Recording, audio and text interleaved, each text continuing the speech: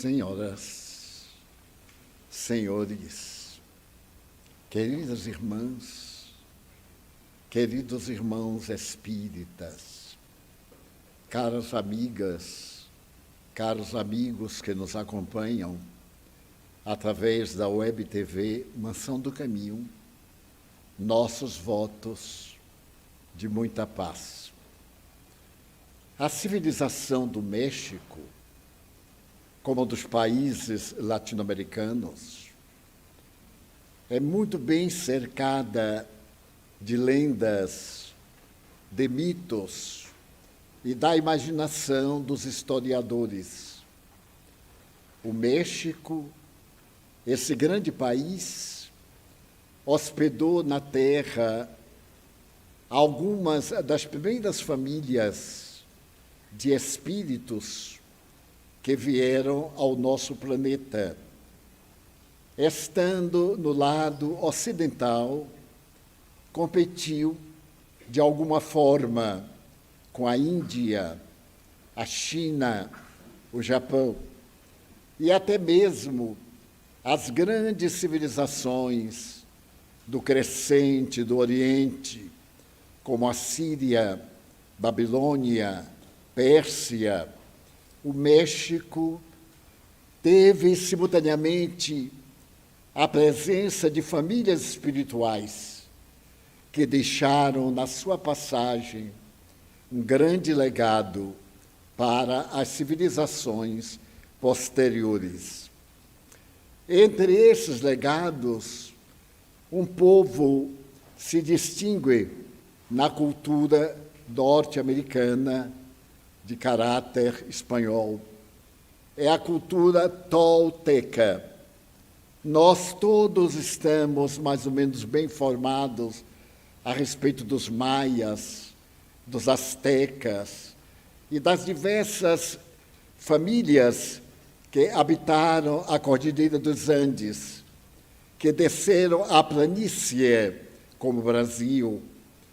Mas a cultura tolteca precede, em alguns séculos, a cultura maia que sustenta a civilização mexicana. Esse povo que habitou aquela região, ora de planalto, ora de planícies, deixou um legado filosófico que é intitulado A Filosofia Tolteca. Os maias deixaram uma contribuição religiosa muito grande. Os astecas, nas construções, foram praticamente imbatíveis no México, na Guatemala, criando dificuldades imensas na divisão das fronteiras. Eu hoje vou me referir um pouco à cultura tolteca, porque ela está muito bem representada desde o século passado por um dos personagens mais notáveis, o Dr. Miguel Ruiz. Ele é americano do Norte, mexicano, o México-americano.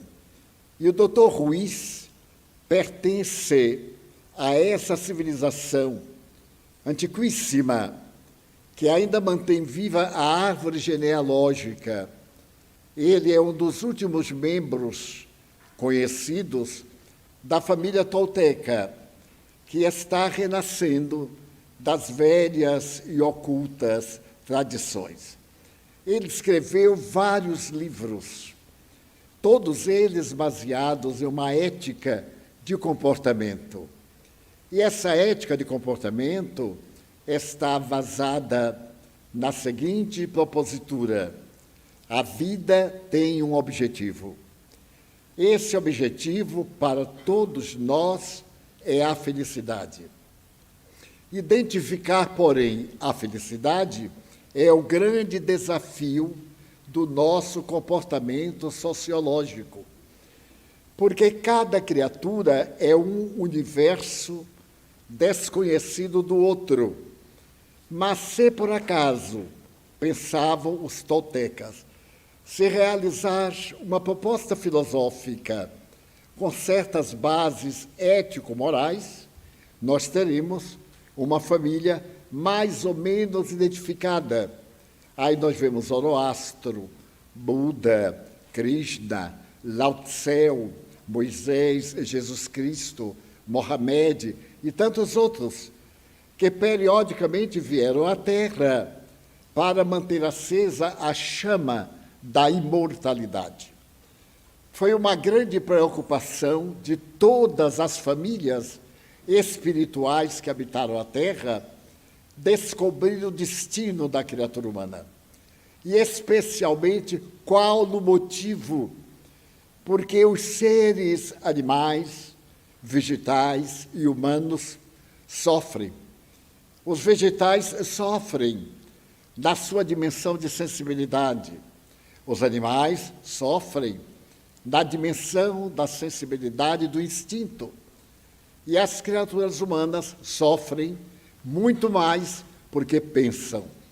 O pensamento, que é a fonte que explica o ser, o não ser, a vida, é também a causa de muitos tormentos, porque estabelece premissas, desejos, e quando eles não se realizam conforme a pessoa estabeleceu, advém a frustração, aparecem os efeitos, a angústia, a dúvida e os fenômenos psicológicos, a ansiedade, a depressão e outros fatores psiquiátricos, a esquizofrenia e outros ainda muito mais graves. Então, os toltecas tinham uma grande preocupação como grupo, padronizar o comportamento da criatura humana. E agora, transcorridos mais de 5.000 anos, o Dr. Ruiz sintetizou a história da filosofia tolteca em 4 princípios que ele chama 4. Teotihuacan é uma cidade a 90 quilômetros da cidade do México, a capital. É uma das grandes heranças antropológicas da humanidade. É uma cidade de beleza incomum, sob o ponto de vista das edificações. Enquanto o Egito irá produzir mais tarde as pirâmides e a esfinge de Gizé, já as grandes pirâmides de Teotihuacan estavam erguidas. A cultura tolteca daquela região era muito positiva, muito rica, muito bela. E os toltecas tinham os seus gurus, os xamãs. Então vamos viajar um pouco através da imaginação. Amanhece. É uma região de neblina, porque está a uma grande altitude, como também a cidade do México. Em uma das montanhas próximas, 10 ou 20 quilômetros do centro da cidade, há uma caverna imensa, com a escrita rupestre, com símbolos das várias culturas que passaram pela região. Então, naquele claro escuro da noite amanhecer, um jovem xamã sai da intimidade da caverna e olha o planalto à sua volta. Deslumbra-se com a beleza da paisagem ainda confundida com o nevoeiro que se está dissolvendo em gotículas. Há no ar uma sinfonia muito suave, a sinfonia da gota d'água e do vento que perpassa pelas imensas cavernas. O jovem xamã é aquela ponte entre Deus e as criaturas humanas. É o ser que transfere do mais além tudo aquilo que tem de riqueza não alcançável pelos nossos 5 sentidos e oferece o prato cheio de emoções, de sensações. E então ele vê saindo da penumbra as imensas pirâmides. São um pouco diferentes das pirâmides do Egito, como se dá na Guatemala, que também tem muitas pirâmides, e são diferentes porque foram construídas por outros povos, não necessariamente aquela estrutura das 4 bases, mas estruturas diferentes. E aquelas de Teotihuacan são fascinantes.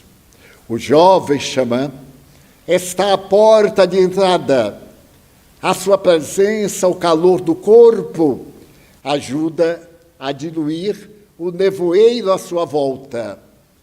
E ele então exclama: Senhor, o primeiro compromisso da criatura com a vida é o seguinte: seja impecável com a sua palavra. A palavra é o veículo de Deus para a comunicação das criaturas, porque ela decorre do pensamento, da razão, ela tem muitas modulações, muitas interpretações, muitos significados. Os silogismos, os sofismas, a zombaria, as indiretas, as mensagens ocultas em palavras mágicas, tudo isso pertence ao reino da expansão da criatura humana com a natureza. O ser humano, no seu período ancestral, antes de fazer parte da humanidade, não falava. O canto dos pássaros embevecia o ser humano. E, através da imitação, ele começou a silvar, a emitir sons parecidos com trinados. E, à medida que foi desenvolvendo as cordas vocais, que os outros animais também têm, reduzida, ele pôde modular os sons. E nasce a palavra. Mas, em verdade, a palavra demorou muito, ou melhor, desenhou, pintou. Ele percebeu que a vida eram os seres realmente fortes, os búfalos.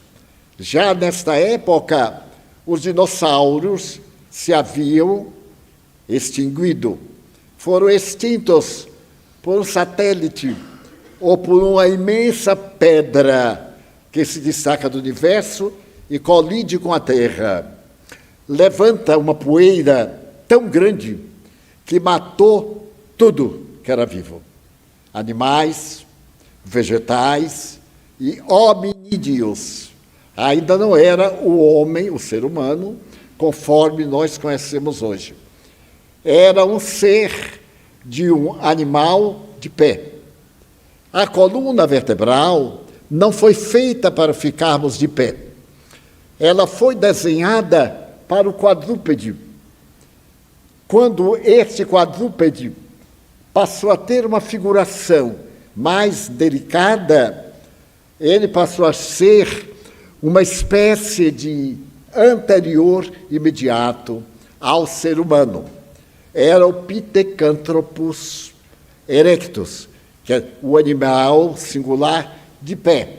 E ao erguer-se de pé, a coluna fez a sua base ligeira para desenhar uma linha reta da base do cerebelo ao cóccix.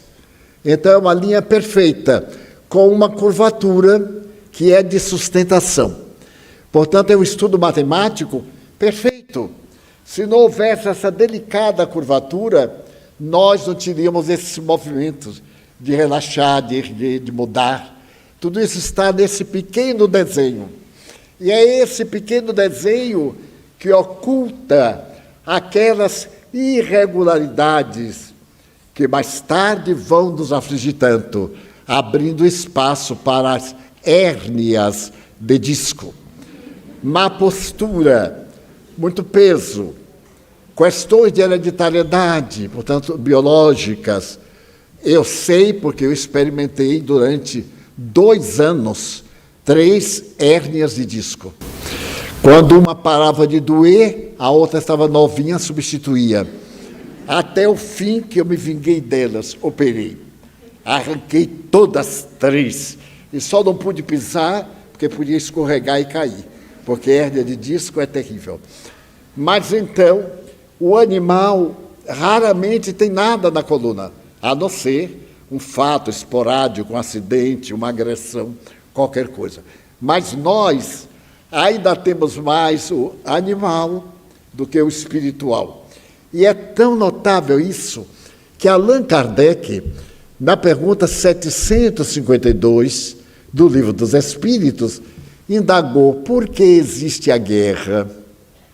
E os Espíritos responderam: predominância da natureza animal sobre a natureza espiritual do ser e predomínio das paixões. Então, aí está, nós ainda somos muito verdes na evolução.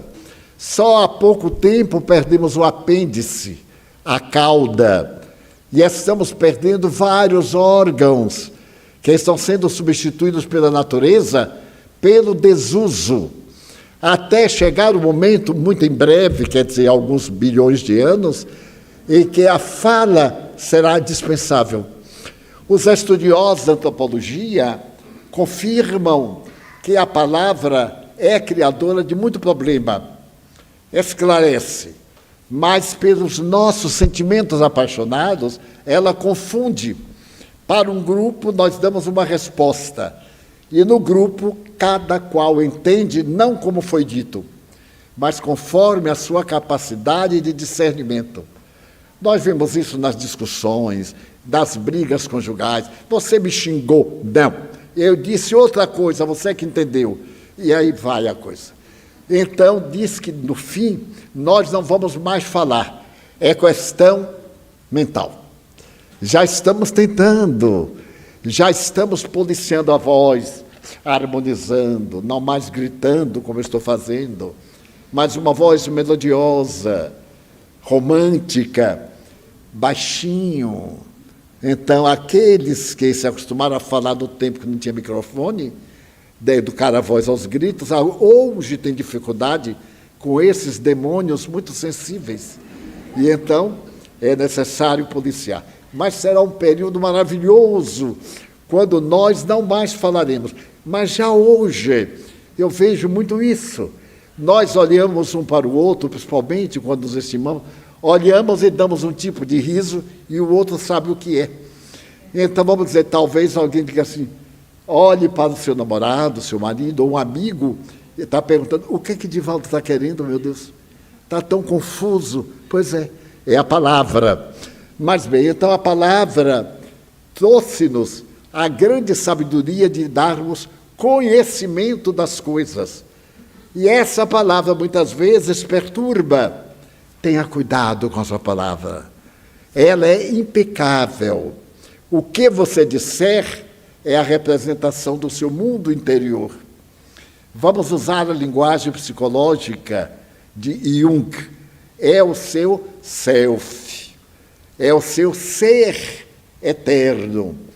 As pessoas silenciosas são muito difíceis de ser compreendidas, porque elas têm dificuldade de expandir o que pensam. E são incompreendidas, guardam muitas mágoas, porque a mágoa é fácil da pessoa pensar, mas não pensa que não falou um esclarecimento, o que deu razão e lugar à mágoa. Então, o primeiro compromisso do tolteca, faz de contas que nós somos toltecas, seja ideal com a sua palavra. Ela deve ser uma diretriz de segurança da sua vida. Mais tarde, Jesus Cristo, o homem por excelência, veio e disse numa síntese, seja o vosso falar sim, sim, não, não. Os políticos deviam passar muito mal com Jesus, Porque nesse período o lugar ideal é ficar em cima do muro. Nem sim, nem não. É o mais ou menos. Mas o apóstolo Paulo, acompanhando Jesus, também dizia o frio ou ardente, nada de morno. Não pode haver nada pior do que o hipócrita. Ele é morno. Para onde tanger, ele passa. Então ele se deita num partido político e acorda no outro. E faz-se tão dialogador que todo mundo acha que ele fez muito bem. Mas ele esqueceu, nos tempos de hoje, que ele gravou falando horrores daquele partido. E agora defendia o partido e ainda os idiotas que vão votar nele. É uma coisa impressionante a palavra. A pessoa é idiota porque é só ler o antes e ler o depois. Ele não tem palavra. Que é o organismo primeiro. Seja a vossa palavra impecável. A segunda, o segundo compromisso que nós temos com a vida é também muito interessante. Não tome nada para o seu lado. Seja uma pessoa tranquila. Se alguém vier e nos dar uma indireta, há pessoas que adoram indiretas, né? A gente continua rindo, porque ele deve ser maluco, não pode ser para nós. E se ele verbalizar diretamente, a gente ri ainda mais, porque ele é maluco. Está dizendo uma bobagem. Então, não leve nada para o seu lado. Porque se você for atender a paixão de cada um, fica atormentado. Uns lhe acharão belo, outros acharão exóticos, outros acharão que você está paramentado, e etc. Porque é o que pensa a palavra, e então nós somos suscetíveis, queremos que todo mundo esteja de acordo conosco, esteja de bem, e somos muito sensíveis, como as nossas amizades são frágeis. A amizade dos beijos, eu vou lhe dar a minha vida inteira, não resiste a uma bobagem. Alguém diz, eu vi ele falando mal de você, não diga, já fica de mal. É uma coisa incrível, nem pergunta, veja lá se eu vou me rebaixar para perguntar. Mas não era seu amigo? Era. Então não é tão baixo assim. Se você perguntar, está na sua estrutura. Mas essa é a nossa insensibilidade por uma questão emocional. Nós não temos confiança em nosso próprio caráter. E como vivemos em dúvida, com incertezas, geramos uma série de conflitos. Eu tenho um caso na minha família. Eu tinha um irmão que era estrábico. Ele usava uma lente muito forte. E quando ele tirava a lente, percebia-se o olho atrapalhado. E certo dia, ele estava olhando para uma pessoa e a pessoa reagiu e disse, eu estava presente, era menino, e nunca me esqueci. Por que você está me olhando com esse olho torto? Ele disse, porque meu olho é torto. Quem me dera que não fosse torto. Mas o olho era torto, ele era estrábico. Então nós andamos procurando motivos para descarregar a nossa insegurança nos outros. Era só lhe perguntar, posso ser útil já que está me olhando? Não, não, é que minha vista é assim mesmo. Então nós tornamos nossa vida um mar de complicações, principalmente com as pessoas queridas. Porque com as pessoas queridas nós temos intimidade. Então nós nos desarmamos. Com os estranhos nós colocamos a persona, a máscara, para dar a impressão de que somos o que não somos. E então, na hora que tira a máscara e a gente vê, logo estranha. Então, quando vira uma pessoa muito cheia de dedos, muito... sorria e diga, vai ser um amigo de 24 horas. Porque essas pessoas disfarçam. Chega a ser constrangedor para a gente que ouve aquele elogio barato. Lhes contarei uma experiência muito curiosa. Quando eu era mais jovem, eu falava muito no Rio de Janeiro, antes de ser Brasília a capital da República. E eu falava nos ministérios, que eram os maiores salões do Rio de Janeiro. Ministério da Educação, da Fazenda. Eu era um cliente anual, falava. E terminado uma palestra certo dia no Ministério da Educação, eu devia estar assim com uns 35, 40 anos. Terminei e fez uma rodinha de pessoas amigas, e aí veio um rapaz e se apresentou. Disse: olha, seu Divaldo, eu sou médium e gostaria de lhe contar o que eu vi durante a palestra do senhor. Logo as pessoas ficaram vivas, atentas, né? Porque a gente adora saber o que é do mundo espiritual, mas depois não crê. Ouve, admira, diz: que coisa, e vai embora, continua sem crer. Mas aí todo mundo antenou, e eu também, e ele disse assim: o senhor é a reencarnação de Humberto de Campos. Eu aí sorri para ele e disse assim: muito obrigado, mas não precisa entrar em detalhes, porque era um absurdo mais estúpido que eu ouvi até aquele momento. Porque Humberto de Campos desencarnou em 34, eu nasci em 27. Então não havia hipótese dele deixar de reencarnar em Parnaíba para reencarnar em Feira de Santana e ficar agora esses dois. Mas como as pessoas ali, eu notei que não raciocinavam bem, eu digo: muito obrigado. E para não colocar mal, eu digo assim: não me revele mais nada, já foi suficiente. Não, o senhor não acredita? Eu disse: não acredito. Por que não acredita? Porque é impossível. Humberto de Campos desencarnou em 34, ou melhor, e fui falando com ele: mas o senhor sabe de memória? Eu digo: eu tenho a obrigação de saber, porque eu sou palestrante. Muita coisa eu tenho a obrigação, é minha profissão. Ele disse assim: mas ele não poderia, numa exceção da natureza, reencarnar em Feira e lá, na terra dele? Eu disse: não podia. Porque se Deus fizesse essa exceção para mim, que sou um gato, naquele tempo gato era gato, agora gato, eu não tenho coragem, porque tem o gato, esse cara é um gato, e tem o gato, aí carrega para lá, dorme com o gato, é uma beleza. Mas, imagina esse gato. Não, ele disse que não. Ele disse: seu Divaldo, o senhor não tem o direito de duvidar de mim. Eu digo: não estou duvidando de você. Não creio, é diferente. Duvidar é lhe dar uma chance, e eu não lhe dou nenhuma. Então, não tem porquê. Ele disse: mas, seu Divaldo, e se eu lhe provar? Eu digo: não acredito, porque não será prova. Para você não ficar mal perante todos que estão aqui, Humberto de Campos escreve para mim através de Chico Xavier. Eu vou ao Uberaba, ele então escreve, eu tenho mensagens dele. Mensagens para a mãe dele eu levei, para a dona Anica, eu a conheci em Fortaleza. Ela mostrou coisas lindas do menino Humberto de Campos, lá naquele tempo, no Ceará. Quando a criança procedia mal, a mãe pegava uma almofada e botava para fazer renda com birro. Então todo mundo é rendeiro. Ficou imortal aquela música, Mulher Rendeira, é a herança do Nordeste. E ela me deu vários pedaços de bicos, rendas, que eu tenho no pequeno museu, feitas pelas mãos do menino Humberto, que era terrível.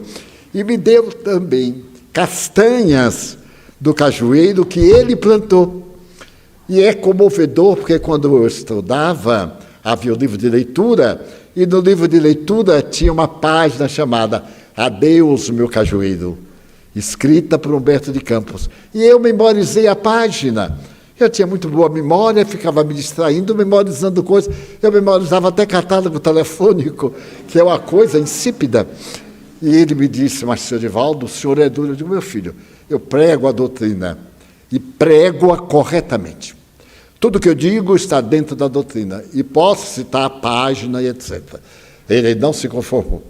Ele disse: senhor Divaldo, é que quando o senhor está com o Chico Xavier, o senhor incorpora nele, ele escreve para o senhor, quer dizer, o senhor mesmo dá conselho ao senhor.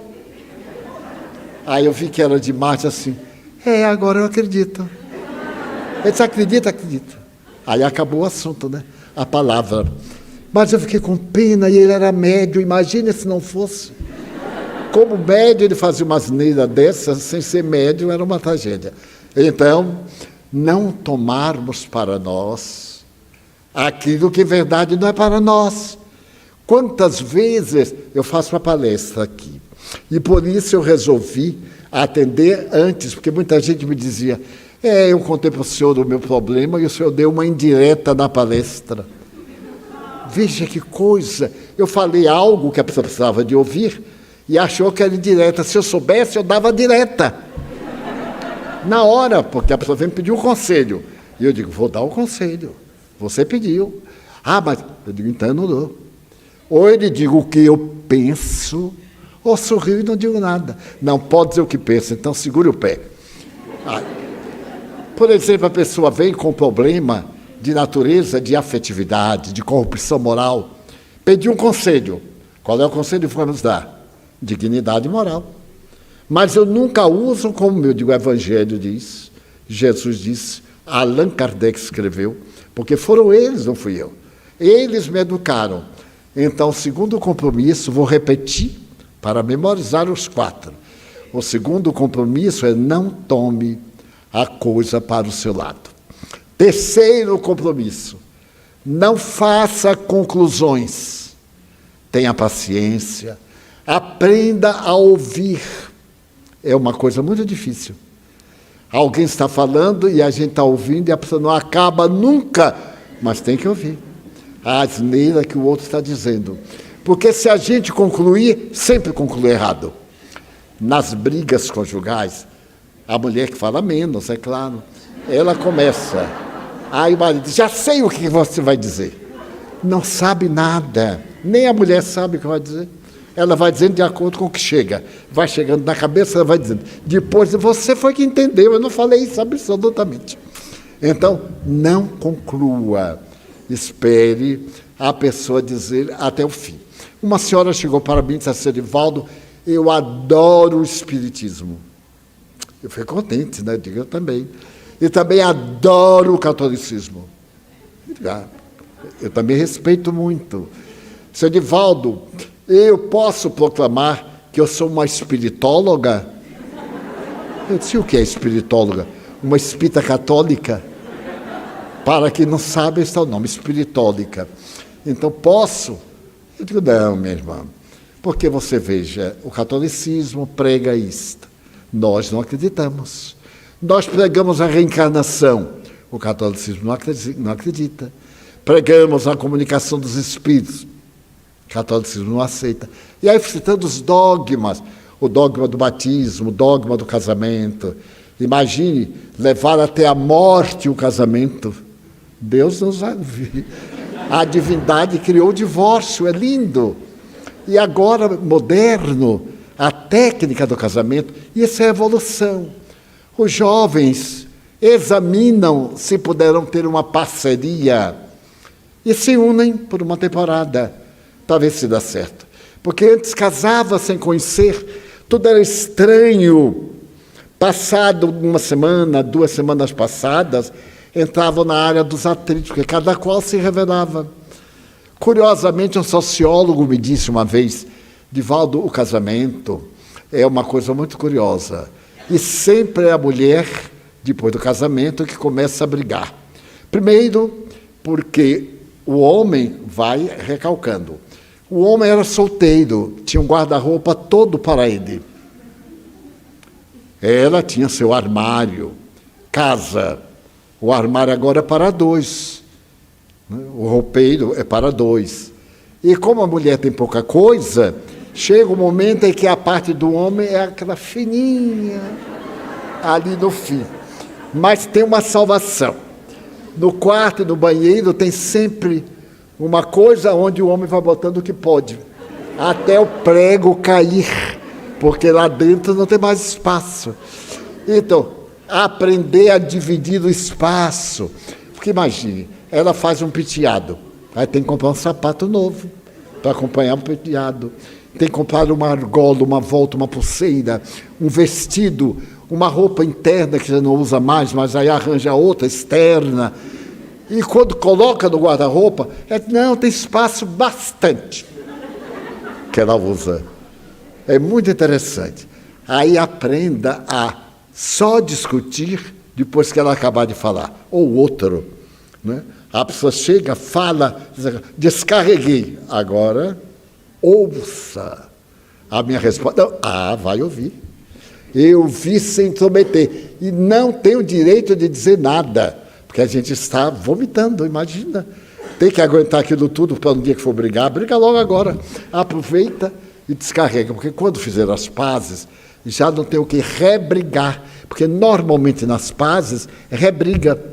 Diz assim, mas meu bem, eu não quis dizer isto, mas disse. Mas não era o que você entendeu, mas foi o que você disse. Então, não conclua. Leia até o fim. Querem ver como é difícil? Eu vou dizer uma frase e vocês vão colocar uma vírgula. Só uma vírgula. Levar uma pedra do Brasil à Europa, uma andorinha só não faz verão. Alguém é capaz de colocar uma vírgula? Levar uma pedra do Brasil à Europa, uma andorinha só não faz verão. Não se mortifiquem muito não, porque não vão acertar, com certeza. Levar uma pedra do Brasil à Europa, uma andorinha só não faz, vírgula. Verão, vocês verão que ela não faz. É de morte, né? Que idioma este nosso. E isso eu estou me vingando, porque quando eu fiz a prova para a repartição, essa era uma perguntinha leve. E claro, eu errei, porque aquela coisa não faz verão, eu situei no verão a estação. Era verbo ver. Levar uma pedra do Brasil à Europa, uma andorinha só não faz. Verão. É porque dissesse, verão, que uma andorinha só, etc. Então, procurem não correr, não tomar a palavra e concluir. Quarto compromisso. Este é muito belo.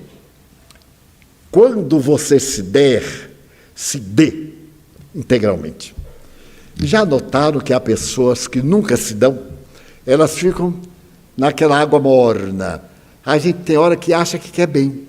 Daí a pouco dá uma estupidez, diz, não quer. E aí faz uma coisa boa, não quer. Então, quando você se der, se dê totalmente. Joana de Ângeles me diz sempre, nunca deixe ninguém sair da tua presença sem levar um pouco de alegria.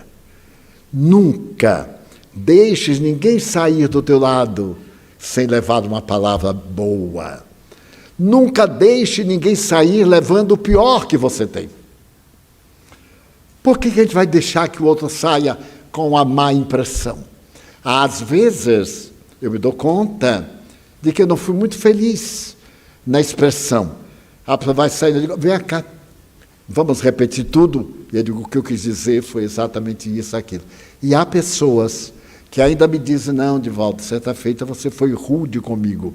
Rude eu sei que não fui, porque não é do meu temperamento. Mas como a pessoa é sensível, qualquer coisa já acha que foi uma rudeza, foi uma desatenção. Então, os toltecas, com 4 frases, nos davam a orientação para a nossa vida cotidiana, na busca, através do seu médium, através daquele jovem que contemplava a natureza, dizendo que a vida tem várias nuances, ascende e para. Nós adquirimos o conhecimento e temos que exercer.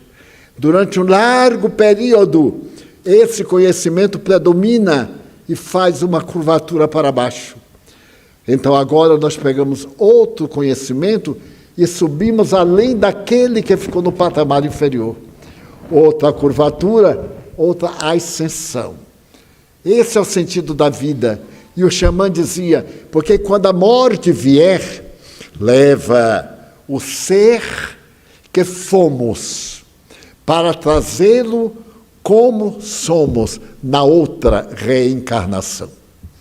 Os toltecas eram reencarnacionistas e eles admitiam que a infelicidade, que o sofrimento decorrem desses atos de outra existência na qual nós malogramos.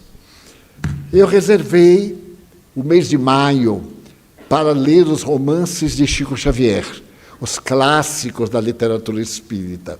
Há 2000 anos, 50 anos depois, Ave Cristo, Renúncia, Paulo e Estevão são o máximo da literatura mediúnica, não só de Chico Xavier, mas do Espiritismo.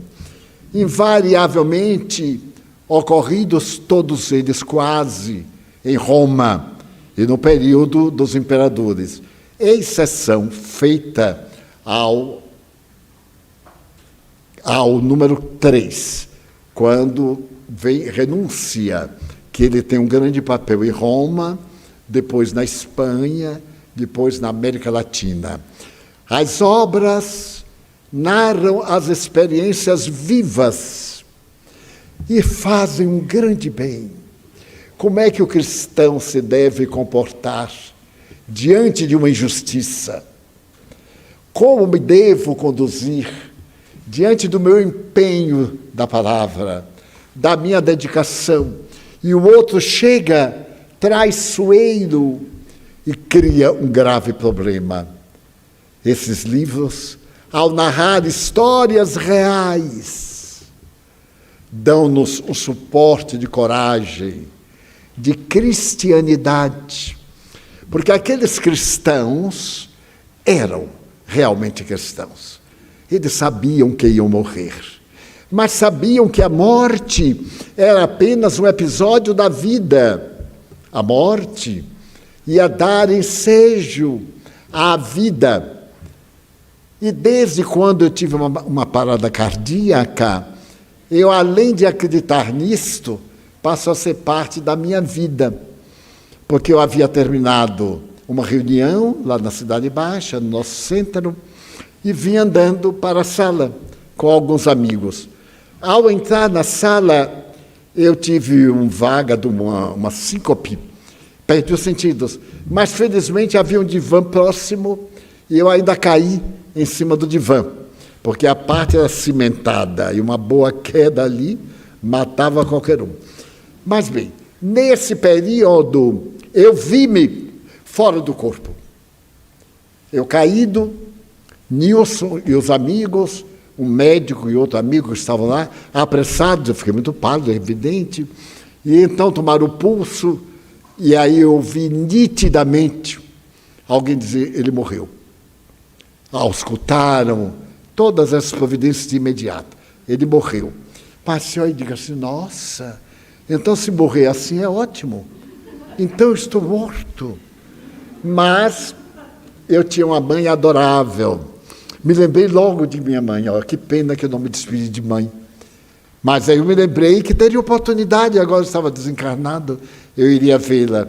Fiquei naquilo quando minha mãe aparece.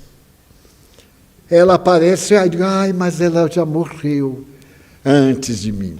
Ela apareceu sorrindo e me disse, meu filho. Eu disse, mãe. Ela me abraçou e disse, seja bem-vindo. Eu disse, é definitivo? Ele disse, ainda não. Os espíritos guias estão treinando se você vem agora ou se fica. Eu disse, mãe, vá lá correndo dizer que eu quero ficar. Imagina, que mãe é esta?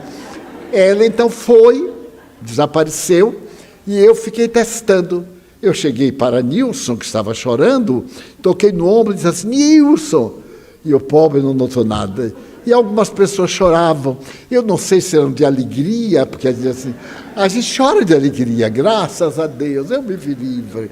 Aí é uma beleza. Principalmente viúvos e viúvas, e a gente olha para aquele maridinho morto, que beleza. E assim por diante, né?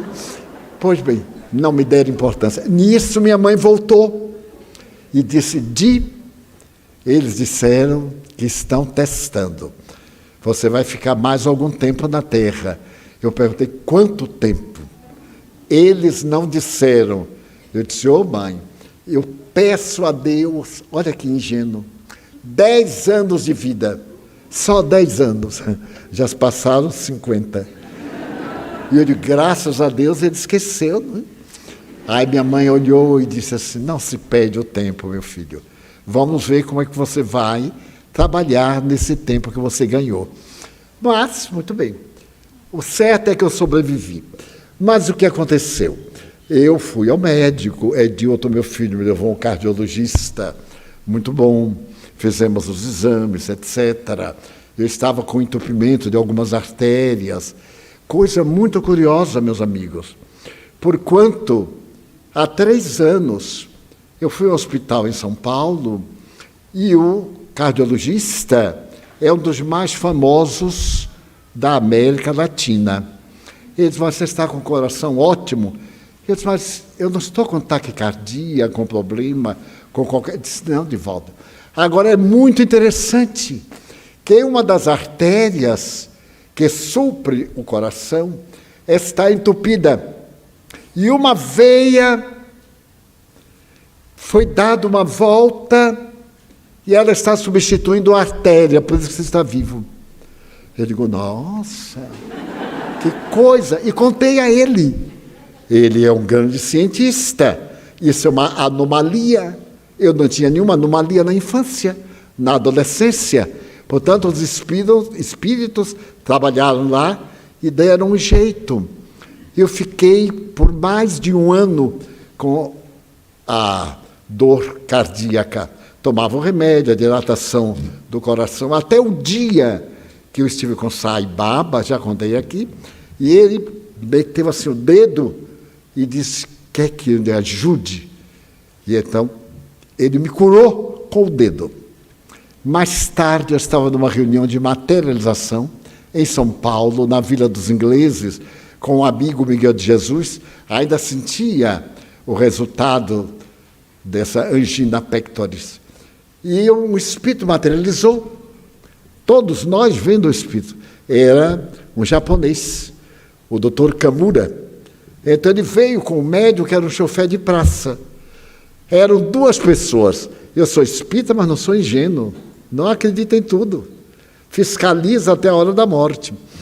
Eu notei que o chofer tinha um vício de linguagem. Ele trocava o R pelo L, terça-feira, e assim por diante. Mas o doutor Kamura falava corretamente. Eram 2 personalidades. Então eu não tive dúvida. Então ele disse, tire a camisa. Eu estava de gravata, tirei tudo, e Miguel ao meu lado, é um amigo muito querido.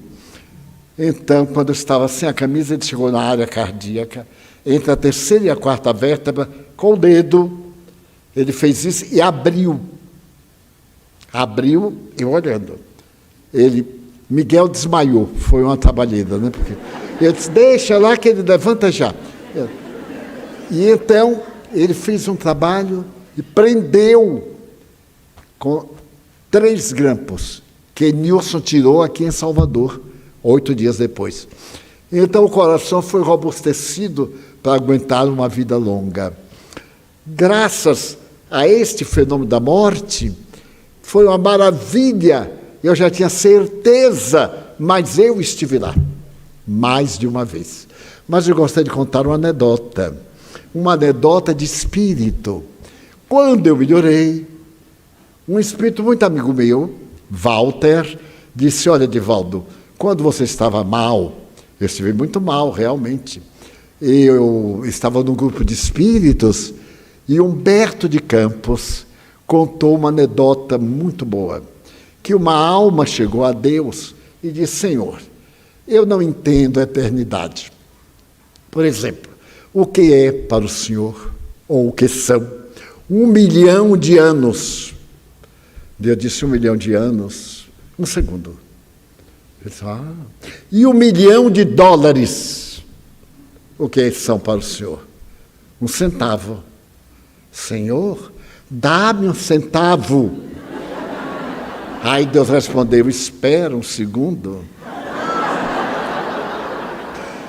Porque os espíritos não são essas almas de cemitério que estão rangendo coisas. São as almas daqueles que viram na terra. Somos nós, sem a roupa. Então nós vamos viver dando o melhor de nós. Se nós amarmos, não tenhamos vergonha. A pessoa me diz, eu estava com vergonha de falar. Eu digo, olha, eu sou feio, mas não mordo. Pode ficar... por que essa vergonha? Pode vir falar o que quiser. Eu sou um túmulo aberto. Então, é a arte de conviver bem. É a arte tolteca de nos amarmos. Se a gente ama alguém, diga, eu amo, se for verdade. Se não for verdade, eu já gosto bastante de você. Mas não me ama, o que é que eu vou fazer? Mas gosto, já é uma boa coisa. A depender de como me trate, pode ser que mude. Como também, eu tenho uma grande antipatia por fulano. Se ele melhora, eu mudo. Se ele piora, eu pioro. Então é tornar a nossa vida dignamente de ser vivida. Os pais, que não têm hoje mais tempo para nada, coitados, mas de vez em quando digam aos filhos quanto amam. A cultura americana do norte é muito curiosa, até me parece um pouco vazia. Qualquer coisa, a mãe diz, eu te amo, vai, até logo eu te amo, e não ama nada, porque vai fazer a coisa e deixa o filho para lá. Dizer ao filho, eu estou proibindo porque eu te amo. Ah, mas a mãe do outro não dá, porque não ama. Ela está louca para se ver da filha, ver a filha perdida, grávida, mas eu amo você, não vou deixar. Então nós vamos brigar. Vamos, mas eu não deixo. Sou sua mãe, não sou sua empregada. Você nasceu nos meus braços, das minhas entranhas. Você não pode ter essa atitude comigo só porque sua amiga tem uma mãe negligente. Ao invés de educar, está procurando namorar. Tem cabimento uma mulher casada, mãe, namorando com o namorado da filha? Onde é que nós estamos? Nem precisa apelar para a ética. É o mínimo do respeito da mãe pela filha. Ou a filha tomar o marido da mãe, como é muito comum. Nas novelas isso é chá de alumã que é amargo. Então, a proposta espírita, buscai a verdade, conhecereis a verdade e a verdade vos libertará. Então, quando nós sabemos da continuidade da vida, dessa certeza, nós nos preparamos para enfrentar, depois da nossa desencarnação, essa realidade que nos esperam. Aqueles que nos anteciparam, que estão aguardando por nós e nesse ínterim nos ajudam. Quantas vezes eu estou atendendo uma pessoa e seu pai, sua mãe, o filho desencarnado estão ali presentes. Às vezes a pessoa me omite uma coisa, mas eles dizem, não falou tudo, Divaldo, falta tal coisa, para poder me ajudar na resposta, para eles mesmos darem a resposta que eu assinam como se fosse minha. Não vou dizer, seu pai está dizendo isso, que é muita agressão. Os espíritos dizem, dá uma generalidade. Então, primeiro de tudo, a palavra impecável. Depois, não leve nada para você, para o seu lado. Terceiro, não faça conclusões. Quarto, desce. Eu tive uma experiência, para terminar, fascinante. Não há muito. Uma pessoa estava com problema econômico e me chegou ao conhecimento. Eu me lembrei de Allan Kardec, que foi visitar a cidade de Lyon e foi hóspede de uma família muito rica. Mas com a sua sensibilidade, ele percebeu que o chefe de família estava atravessando um momento financeiro dificílimo e estava às portas da falência. Ele voltou a Paris, pegou algumas moedas de ouro, que existiam francos de ouro, preparou uma encomenda, chamou um amigo e mandou a Lyon levar aquelas moedas com uma carta. Ele usava muito um papel cor-de-rosa. Diz assim: receba, é um presente dos bons espíritos. Sempre ele mandava dinheiro, ajuda, receba, é um presente dos bons espíritos. Que nobreza o anonimato. Então eu me lembrei e vi que eu tinha condições de amenizar aquela situação. Se eu pedisse a alguém para levar qualquer ajuda, alguém tomava parte, e eu não queria que ninguém soubesse. Então, esperei um momento próprio e fui visitar a pessoa. Telefonei: olha, eu vou passar por aí. Eu estou na cidade, vou passar por aí. E então peguei um carro e fui. Não fui com meu filho, que sempre me leva. Entrei, conversei, abordamos a questão e eu disse para ele: eu gostaria de solucionar, mas não tenho os recursos necessários. Mas pelo menos, eu falei, um amigo, e um amigo me ofereceu parte dos recursos para aliviar o seu problema. Ele então chorou discretamente, eu entreguei o envelope e quando foi na saída, ele disse: nem posso agradecer. Eu digo: deixa esse negócio de agradecer. Agradecer o quê? Saia do problema. E dei um abraço espontâneo. E aí chorou convulsivamente. Me levou até a porta e eu disse: promete não chorar mais? Você é um homem de valor, sua família, a dificuldade todos nós temos. É um teste. Então levante. Ele então melhorou a aparência. Daí a pouco eu cheguei em casa e ele me telefonou: olha, Divaldo, eu quero agradecer, mas eu quero realmente agradecer o abraço que você me deu.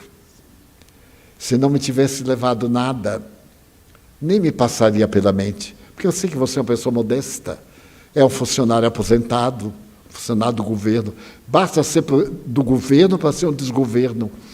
Então, eu não esperava e não desejava. Eu sei quanto custa economizar nos tempos de hoje, mas o abraço que você me deu, eu senti que você estava sofrendo o meu problema. E quando eu estiver melhor, eu vou retribuir. Eu digo: não faça isto. Se você fizer isso, eu vou ficar muito magoado, porque é uma falta de respeito para mim. E aí eu disse para ele a frase que eu sempre repito: Aristóteles, o filósofo, discípulo de Platão, que era discípulo de Sócrates, quando duas pessoas se amam, é uma alma em dois corpos. Uma alma em dois corpos. Então, quando se der, desse. Diga a seu filho que ama, está negando porque ama. Diga ao marido também. Quando vier uma fofoca: olha, meu bem, me contaram hoje tal coisa. Se ele for homem, com H maiúsculo, ele então dirá: realmente, eu não tenho sido muito fiel. Ajude-me. Quantos homens me têm dito: olha, Divaldo, eu estou num momento de perigo. Você é capaz de me ajudar? Digo: sou.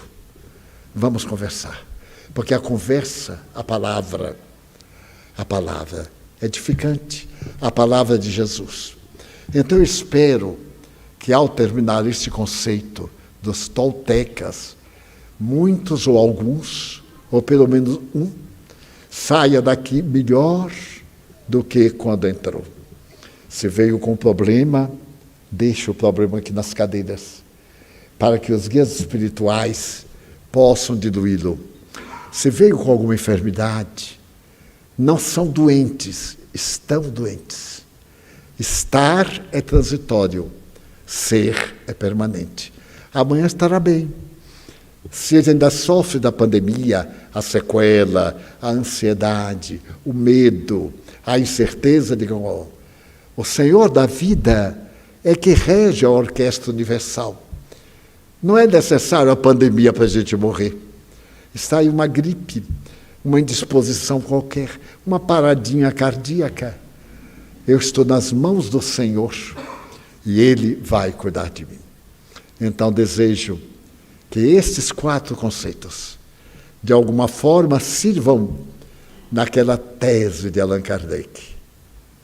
A caridade. Fora da caridade não há salvação. Mas esta caridade é conosco. Eu vou sair daqui jubiloso. Meu Deus, fazer caridade a mim mesmo.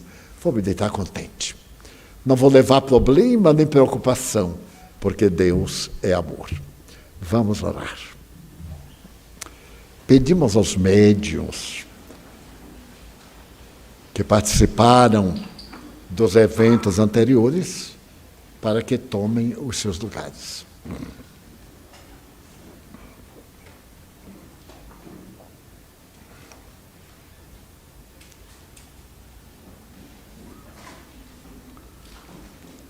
Tu nos ensinaste, Jesus, pedi e dar-se-vos-á. Estamos rendendo graças por tudo o que temos até este momento, pelos males que nos poderiam ter alcançado e não conseguiram. Então nós te pedimos que permaneças conosco, que nos abençoes, que nos ajudes na contagem do bem. Tem piedade dos suicidas que não tiveram oportunidade de refigurar as suas vidas. Ó Senhor, nós te suplicamos por aqueles que nos dão seus nomes para as orações, pelos nossos enfermos, nossos familiares e amigos, mas também pelos que nos detestam, que nos fazem mal. Ajuda-nos, amigo incomparável, a edificar o bem dentro de nós e seguirmos a tua trilha com alegria e elevação. Permite que os anjos benfeitores nos revigorizem com os passes, nos ajudem.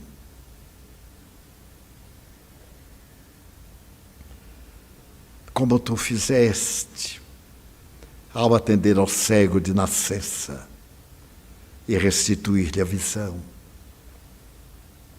Como tanto tu realizaste e prossegues realizando. Nós te agradecemos, suplicando pela nossa água para ser fluidificada e pedimos pela paz, nossa paz, paz de nossa família, pela paz na terra. Em teu nome, em nome de Deus, da Mãe Santíssima e dos Espíritos bons, encerramos a nossa reunião, formulando votos de muita paz. Está encerrada a nossa reunião.